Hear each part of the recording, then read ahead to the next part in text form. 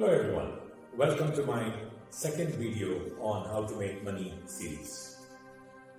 Being my second video, I thought why not we do two stories today and talk to you about investing during volatile times.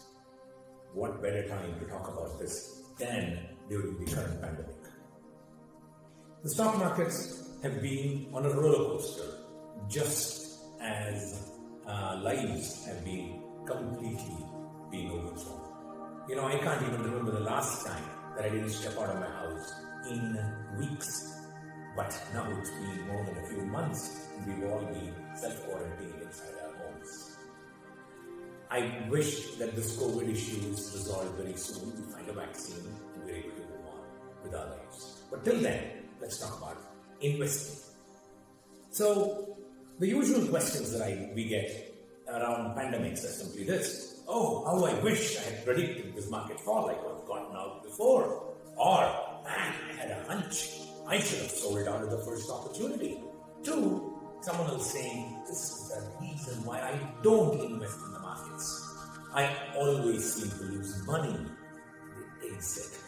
There are many I read about in the papers who exited in March. See, March 23rd was the lowest point the markets hit. And since then, both the international, US, gold and crude have all crept up, anywhere between 40 to 50% up. So, let me come to the stories and let's see if we can get some ways of harnessing the power of a crisis in our investing.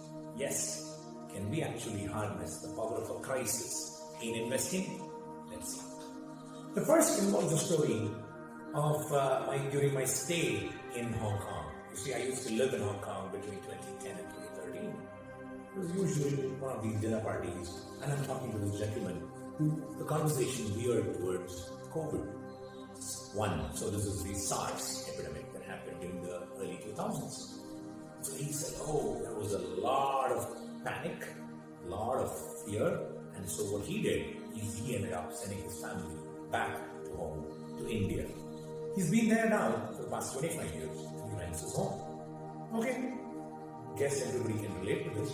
And I move on, and another person I'm talking to, and she says, I stopped working. I'm in my mid-30s, late 30s perhaps, and I stopped working. I said, wow, did you hit a jackpot? I asked her. She said, something like that. Let me tell you my story, she said.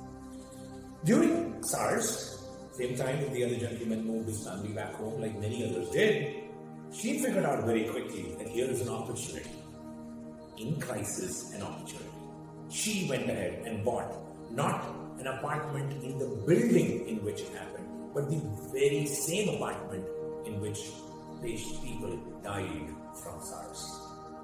It was very risky venture because people were still going through the crisis and no one knew what the end of the crisis looked like. She did some analysis, her own research, and figured out. And today, the rent that she gets out of it, each apartment, is more. The annual rent is more than what she paid for the entire apartment. And now she lives off of it, making her money work for her. Very interesting. Same crisis is not about one person being right or wrong. This is about what we do with the information that's available in our hands. The second story actually is about an investment that I did. Before living in Hong Kong, I used to be in India for 3 years. And as I moved to India, the financial crisis struck the world. And I had invested in this mutual fund in 2007. Let us say, for easy sake, the money I had invested was $100, 100 rupees. At the end of the first year, 2008 crisis hit next year, so I lost 40% of my value. 100 came down to $60. And by this time, many people were panicking. And similar to what happened in SARS, or now what's happening here, many people actually exited. I held on. I actually put some more money into work in the same fund. The next year, the fund went up 50%.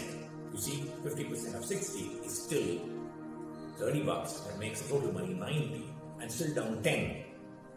For those of you who had looked at alternative investments, I've not just lost 10, I've also lost The 15 I would have made had I put in a fixed deposit. So effectively, I'm down 15 minus 10, 25. 15 plus the last year was 25%. I've lost. Third year, as luck would have it, the markets moved down another 10%. So, 100, 60, 90, 81. At the end of 3 years, I'm actually down 19%. I continued investing little by little. I put an initial sum of 100 and I kept adding as and when I had some excess money to this fund. And at the end of the 5th year, this fund went up to 220. The story here is that equity markets don't go in straight line. And there will be those years which will give you some phenomenal returns. There will be years where you will lose phenomenally. The idea is to invest for goals. The money that I had invested in that particular fund was for my child's education. My child was not going to college in that decade. So there was no rush to withdraw the money. And I was not going to react to the market condition. So, the points I would like to make from these two stories are very simple. Crisis is going to keep coming in our lives. If not for COVID, if not for a war, if not for a terrorist attack, if not for some other crisis, these are constantly going to keep coming. The question is, what do we do with our investments in these times? If we have invested for a goal, do we stick with it and make our money work for us? Or do we constantly react and become our own worst enemy? I hope you be the latter of making your money work for you. Have a good day.